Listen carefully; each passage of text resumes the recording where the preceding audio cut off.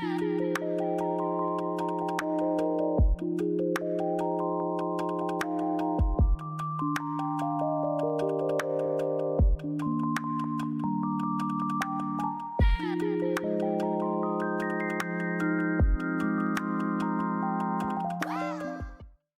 hello, group number 1. You chose the Black Obsidian in conjunction with the Take a Break card for pile number 1.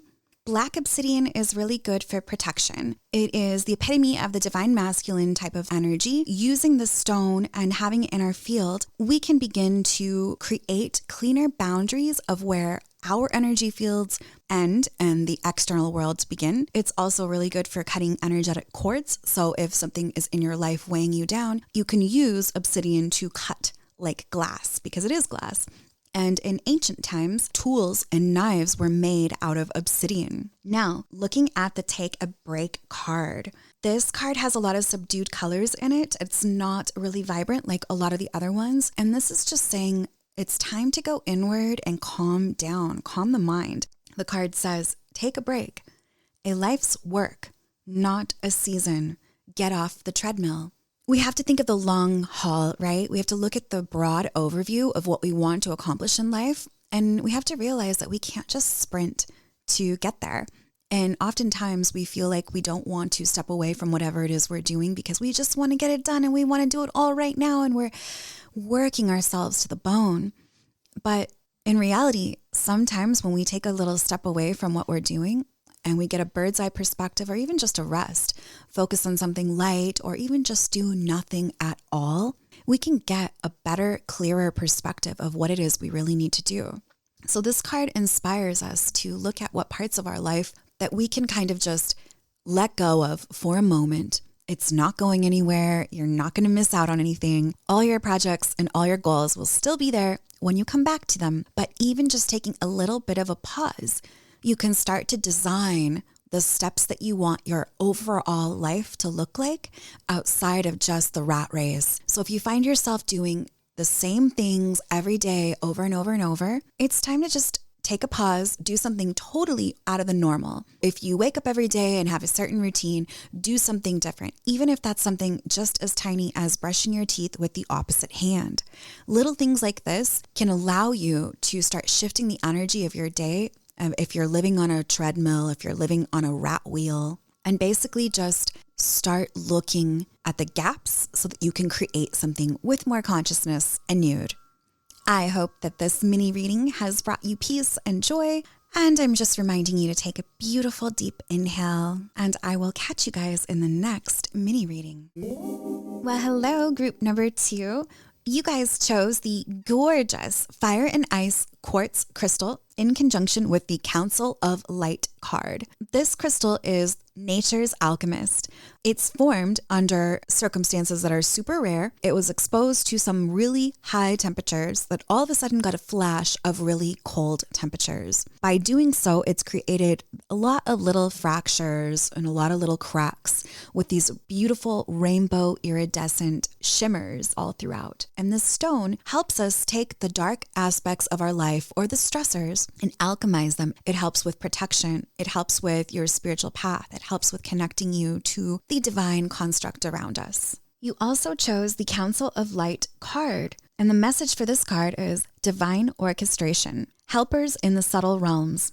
Now, whether you believe in entities or angelic beings that are higher than us or more ascended than us or not, you can still work with the archetype and the idea of these being, the higher aspects of yourself or aspects of the divine or God that are helping you and all working on your behalf. I personally like to believe that I have a team of higher vibrational aspects or angles, so to speak, that are all working in concert for the betterment of my goals on my behalf, cheering for me and causing little synchronicities to line up for me at all times. However, you can't really access this energy if you haven't given them permission. So perhaps there's something, a task either big or small on your plate that you're just kind of at an impasse with. Well, perhaps this is an invitation for you to simply release it to your team and delegate some of these tasks. It's okay to be like, I don't know where to go from here. Higher self, Team of angels, God, you guys take it from here. And those beings can swiftly come in and work together on your behalf. And even if you're one of those minds that don't really believe in those things, you can see that by the simple act or ritual, if you will, of doing something like that, of allowing to surrender something that you're stuck at over to this divine construct, that even by letting it go for just a moment, it'll come back to you after your subconscious and the higher elements have been able to work on this on your behalf. So do not be shy to ask for help. Now, this might mean something in a literal term. So maybe you're here on earth and you have a team of people waiting for your instructions. Definitely don't be shy to delegate some of these tasks to your team members, especially if you're holding on to things and wanting to micromanage and be like, nobody can do it better than me. Perhaps, just maybe, there's somebody in your team, in your field that can do it even differently than you, that can be equal to you or even better. So don't be afraid to let go of control a little bit and rely on your team, whether that's your team on the earth or in the higher ethers or in the higher aspects of your own consciousness.